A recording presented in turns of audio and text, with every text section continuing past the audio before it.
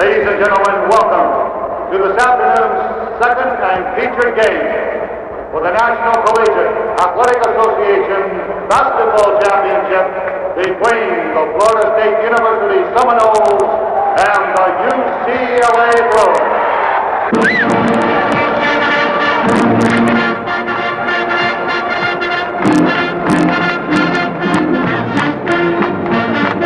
Gambling with the ball, not making alert passes.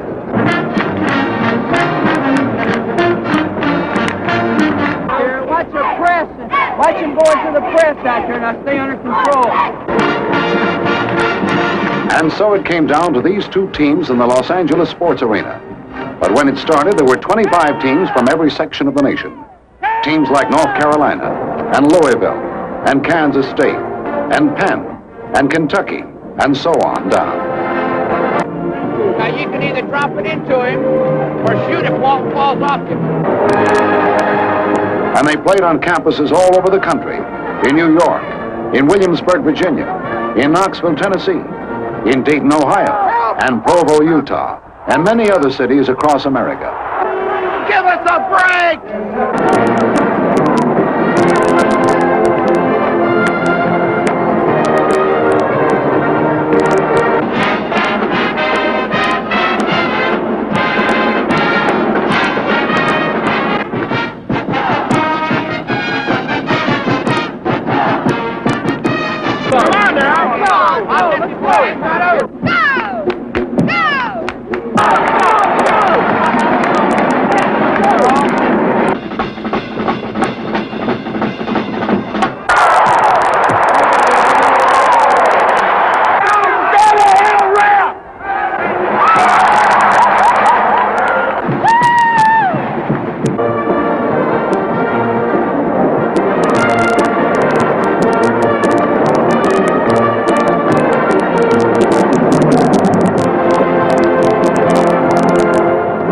But there is one thing they all have in common.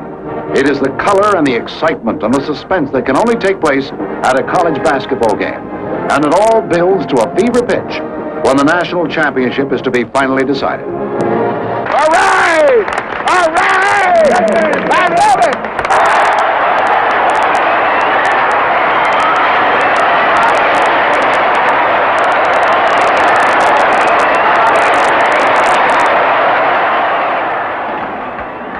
It's Thursday evening, and the Eastern and Western Championship is the prize. In the opener, North Carolina, a solid poised team with the best shooting percentage in the nation, will face surprising Florida State. A team that likes to run, and then run some more. The Tar Heels, 25-4 in the regular season, have romped past South Carolina and Penn to get to the Eastern Championship round, while the Seminoles, with a 25-5 record, eliminated Minnesota and then Kentucky. Let's go!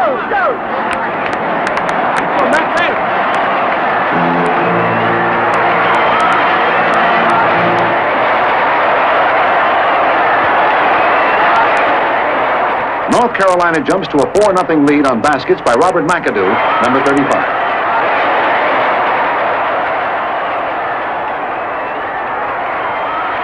And Bobby Jones, number 34, who starts the play with this interception of Reggie Royal's pass.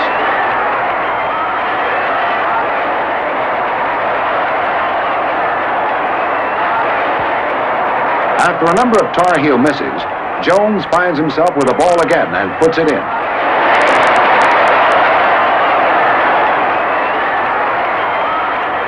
The Seminoles get on the scoreboard with this 15-foot baseline shot by Ron King, number 33.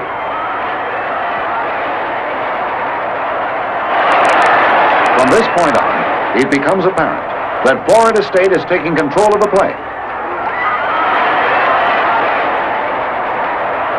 The usually cool Tar Heels seem to have lost it and start turning the ball over, and the swift Seminoles take full advantage of the situation. In the first half, North Carolina will give the ball up 14 times.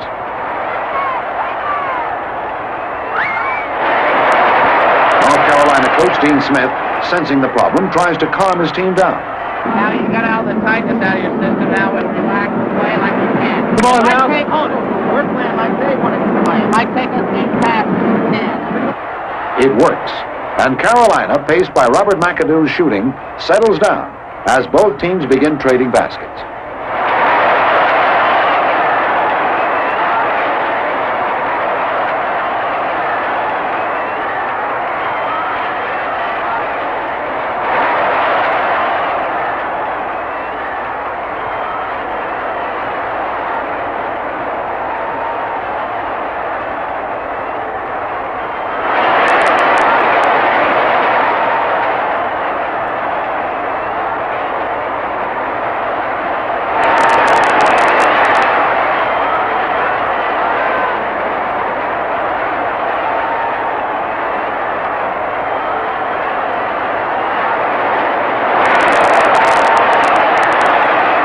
The turning point comes after a pep talk by Florida State coach Hugh Durham. You got a bunch of new guys in, so pick up your man. Look tired out there, now let's go. Try to break. You got to hold your back on that defense. Durham sends in Otto Petty, number 11. And the smallest player on the court at 5'7" proves a David to the Goliaths of North Carolina, stealing passes, breaking their vain press, and setting up teammates.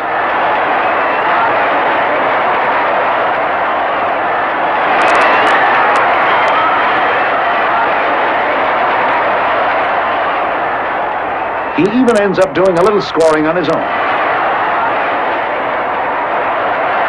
With Petty in the lineup, the Seminole Guns begin to find the mark. Aced by the shooting of Ron King, 33. Roland Garrett, number 23. And Reggie Royals, number 25. Florida State pulls to an 11-point lead with just over 4 minutes left in the half. On the sideline, Dean Smith is asking for one thing. Continue the top of the key, what should you have done? Move it quick to George and layup. You know, when you're getting ready to shoot it there, see what happens, we're running one. Let's go through the offense and get some.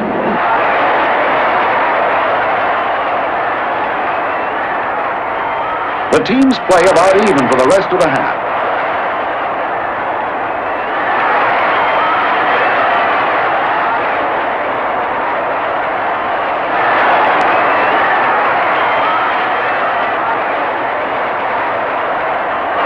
And the jubilant Florida State team leaves the court at intermission ahead by 13.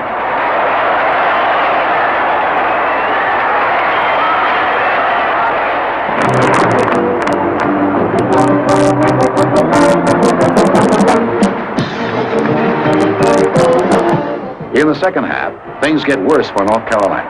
After 6 minutes of play, the Seminoles have stretched their lead to 23 points. The score is reflected in the faces of the North Carolina fans. Then, with a humiliating loss staring them in the face, the Tar Heels start to come back. First relying on McAdoo, who fouls out with a little less than 10 minutes remaining.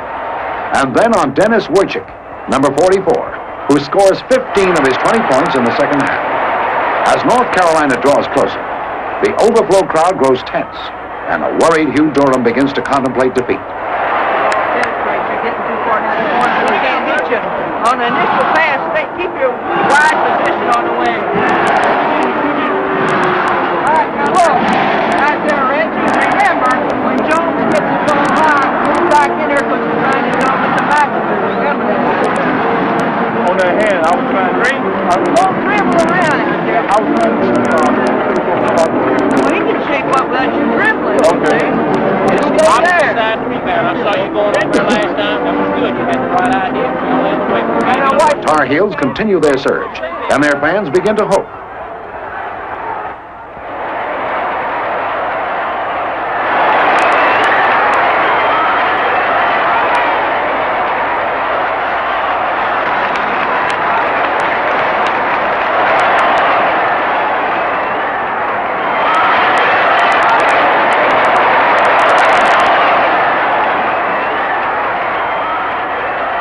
With 58 seconds left, North Carolina pulls within 7 points, and Dean Smith maps the final strategy.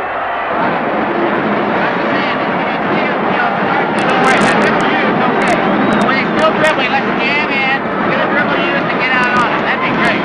Hey, that's great. You're all a little tired, you're going hard now. Every time down the court, let's get a good shot. And that's definitely a bad shot. Or get fouled. Or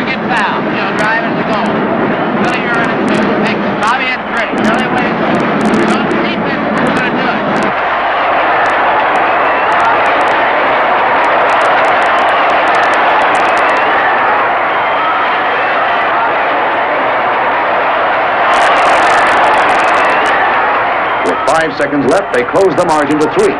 And Smith again talks to his players. If we can get another field goal, another timeout, we got it. That's what we need every time. Work your tails like you never worked before. Don in for Bill. Bill, wait till we get the ball, then you go back in. We have 3 timeouts left.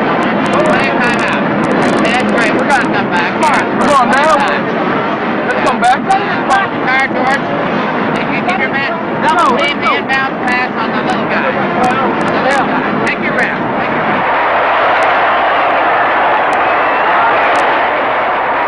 However, the miracle is not to be, and the game ends with Florida State winning 79-75.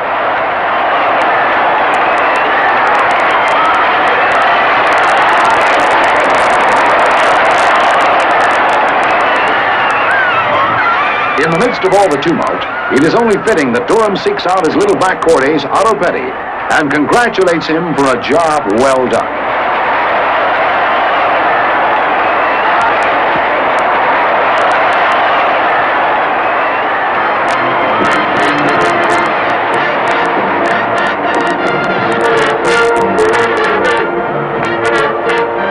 The Western Championship game matches the favorite, 7-time champ UCLA against Louisville, which is making its first trip to the NCAA Finals since 1959.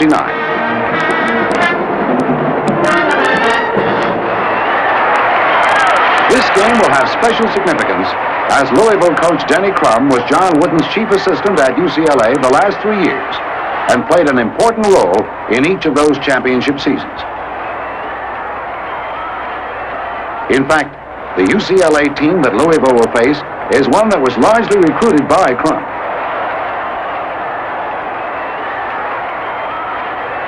The Bruins draw first blood with Bill Walton, their outstanding sophomore center, scoring on a tip. Walton is 6'11", and considered the best big man to come along since Lou Alcindor, who also played at UCLA. Louisville counters by unleashing Jim Price, its All-America guard, and Price goes right to work, scoring 6 of the Cardinals' first 10 points.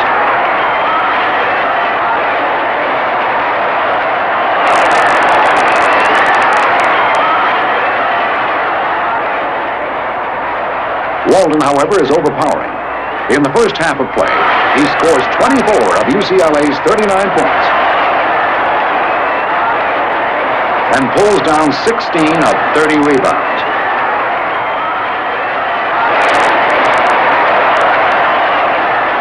Louisville, though shooting poorly and totally out-rebounded, manages to stay reasonably close.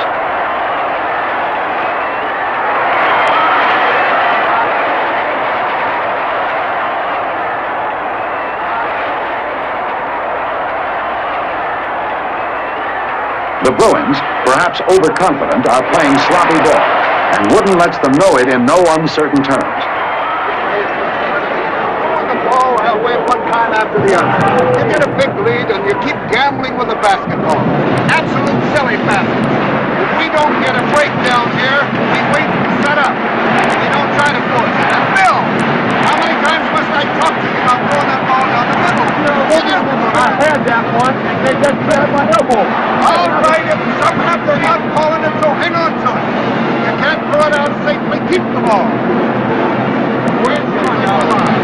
Good stop. That's our whole trouble. You've had undoubtedly twice as many turnovers, and we should be the other way around.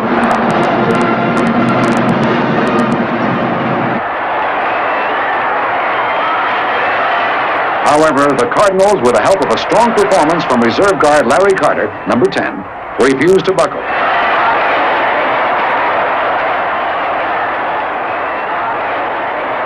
The half ends with UCLA holding an 8-point lead. Prior to the start of the second half, both coaches talked to their players. Don't let them upset you from a defensive point of view. They're holding you up. Price is holding you up. Don't let it upset you. Don't let it bother you. When you're getting held, play your ball. Look for it. You're in the corner. Larry. Larry's in the corner. Look for the open man. Larry, your timing to get open has been off. Get your timing down so we get the ball to you at the proper time. We have that time. Henry. Come on now, battle. Thanks, man.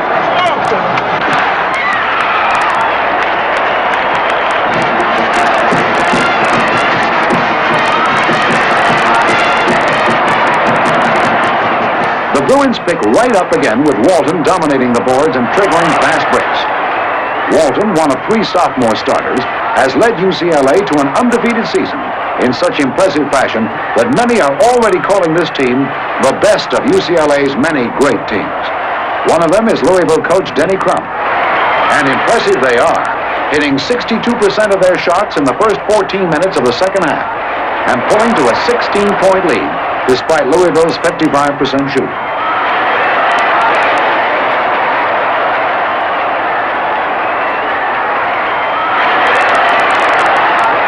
During a timeout, Crum tries desperately to find a way out. Now that weak side rebound, get position over there.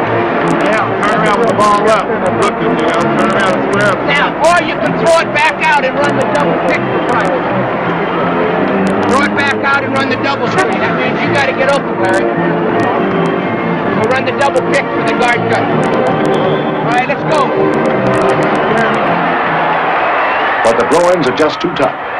As they have done all season, they keep getting stronger and stronger as the game goes on.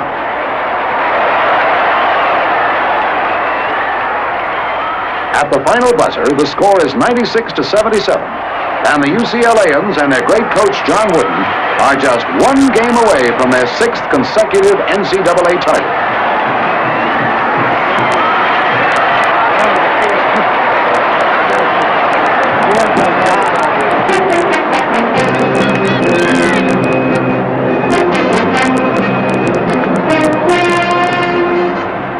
Action now shifts to Saturday, where the national championship will be decided.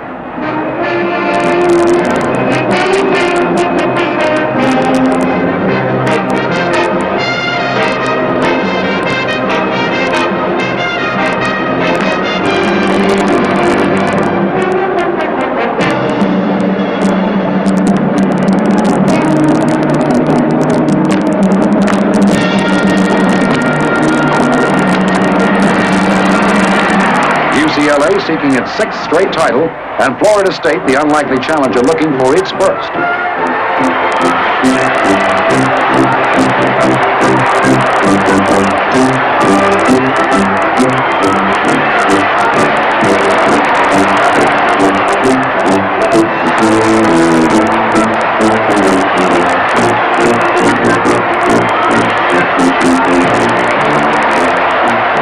New to this situation, Hugh Durham impatiently shouts instructions as the Seminoles go through their pregame warm-up. While battle-hardened John Wooden sits quietly reading on the sideline,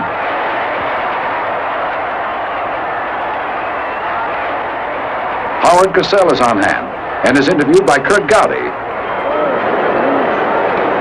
So are the girls. And the game begins.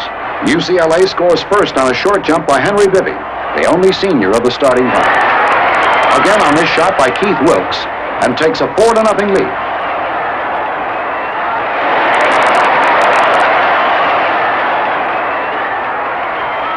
But then Florida State, showing tremendous character, does what no team this season has been able to do against UCLA: take control of the game.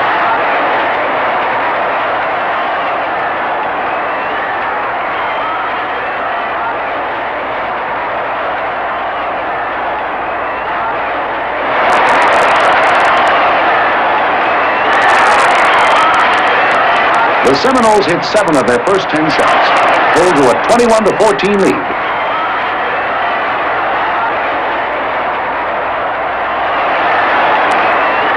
And prevent Bill Walton from scoring a field goal.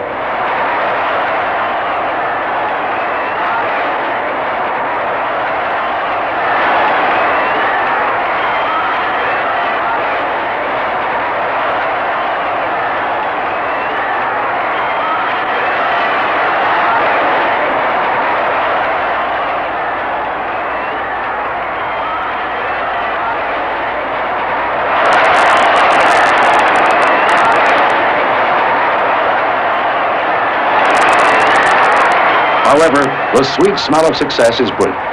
The Bruins score the next 9 points.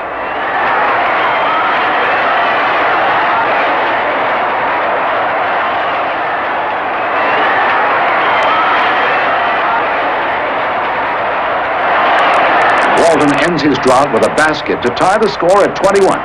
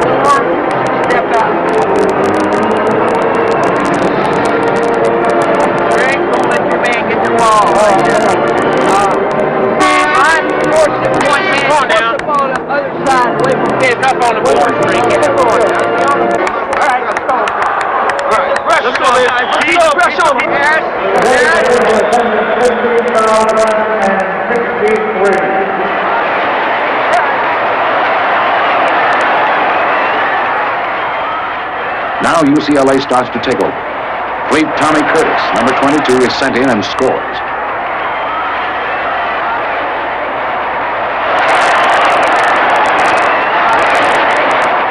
Walton clears the boards as usual, and the Bruins are off and running.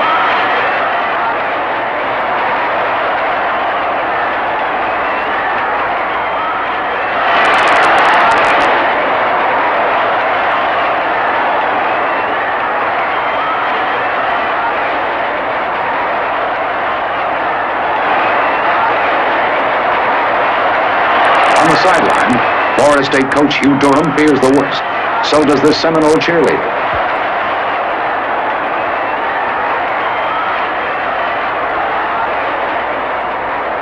But the players hang tough. Little Otto Petty feeds hot hand Ron King. He scores. And the Seminole cheerleaders cheer.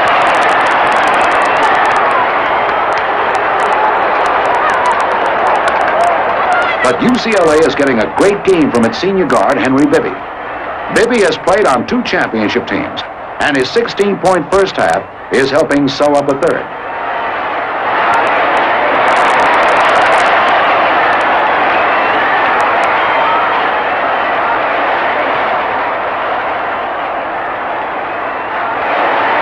The half ends with UCLA leading by 11.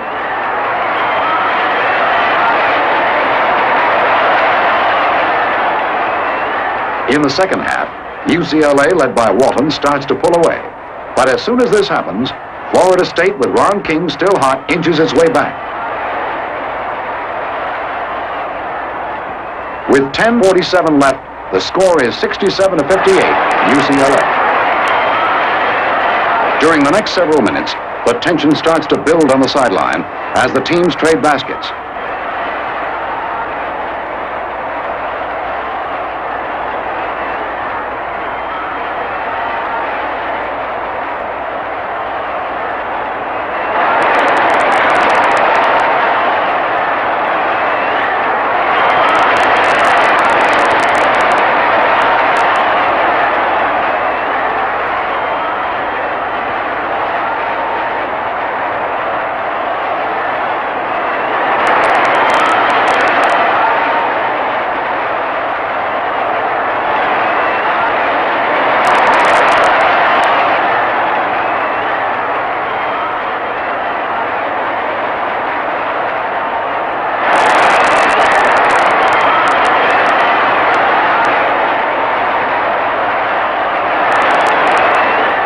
With 4 minutes left and UCLA leading 79-72, the Bruins go into their ball control offense.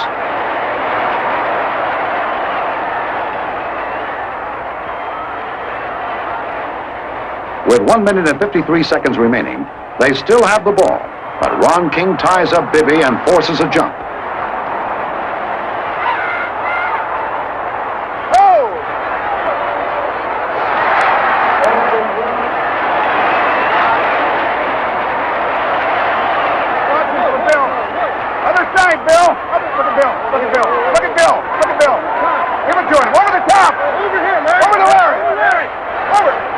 Finally, Keith Wilkes scores with 26 seconds left, making it 81-72.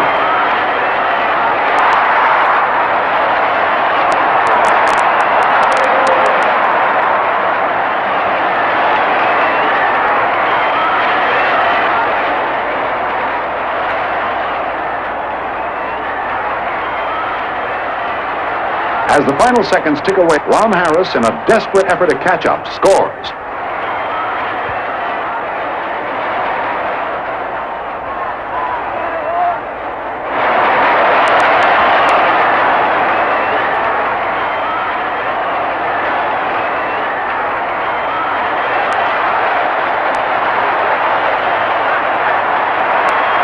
He scores again at the buzzer, but it's too little, too late, and the game ends with a score of 81-76.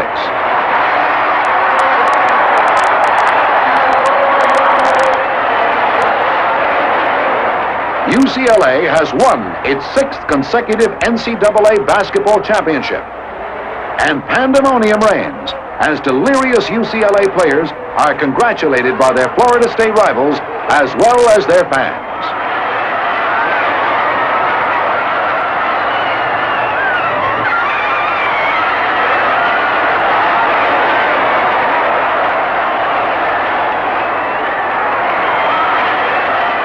John, would you say this is a testament to your ball club's balance the way they play today? Oh, they're a fine ball club. I had no question about that at all times and at any time. And I'm just extremely happy and pleased with them. But they did a tremendous job all year long. Don't think this was one of our better ball games, but maybe Florida State didn't permit it to be one of our better ball games. What about Florida State, this ball club? Were they the toughest and the fastest you've had to face now that you've played them? Well, they got all the way to the finals for the national championship, so they must have been the best. John, I've never seen you so nervous on the sidelines before. Maybe I haven't witnessed enough ball games, but I saw you, watching that clock and especially nervous today. Well, strange as it may seem, I was a little more nervous. I had a little, maybe it's because I'm just a year older, but I did find myself a little more wrought up, perhaps, inside than I normally have been.